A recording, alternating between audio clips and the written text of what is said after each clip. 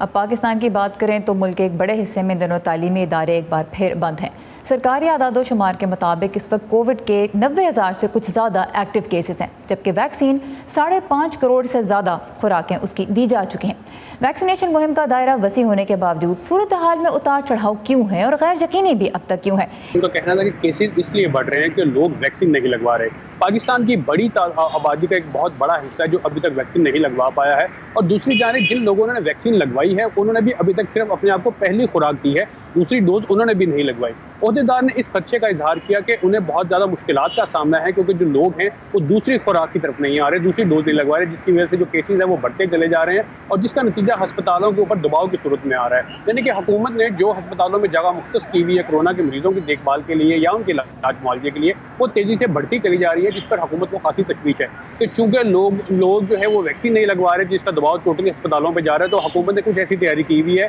کہ جو روٹین میں جو ہسپتالوں کو سامان جاتا ہے اس کے علاوہ کچھ ریزرو یعنی کہ محدود سامان کر دیا ہے جو ضرورت پڑنے پہ استعمال کیا جائے گا۔ عہدیدار نے اس خدشے کا اظہار کیا کہ جس تیزی سے لوگ ویکسین نہیں لگوا رہے، ہو سکتا ہے کہ پاکستان میں آکسیجن کی کمی دیکھنے میں آئے، لیکن ابھی فی الحال اس کا کوئی اشارہ نہیں مل رہا۔ لیکن آنے والے دنوں میں یا مہینوں میں اگر صورتحال بگڑتی ہے، انہوں نے اس بات کا بھی اظہار کیا کہ پاکستان کے جو خطے کے دیگر ممالک ہیں وہاں پہ جو ڈیلٹا ویریئنٹ تھا وہ خاصا تیزی سے پھیلا۔ انہوں نے اس بات کا خدشہ ہے کہ اگر خطے کے دوسرے ممالک کی طرح پاکستان میں پھیلتا ہے تب ہسپتال میں صورتحال خاصی خراب ہو سکتی ہے۔ ان کا کہنا تھا کہ جو بچے ہیں یہ سب سے اسٹرانگ کیریئر ہوتے ہیں کورونا وائرس کو پھیلانے کا، کیونکہ جب بچے اسکولوں میں آتے ہیں تو وہ وہاں سے وائرس خود کو بھی لگوا سکتے ہیں، اور وہ گھروں میں جا کے اپنے والدین اور جو بزرگ لوگ ہیں خاص طور پہ دادا دادی ان کو لگتا ہے۔ تو ان کا کہنا تھا کہ بچے چونکہ مختلف لوکیلٹیز سے آتے ہیں، اگر ہم لاہور، کراچی یا اسلام آباد کی بات کریں کہ اگر ایک اسکول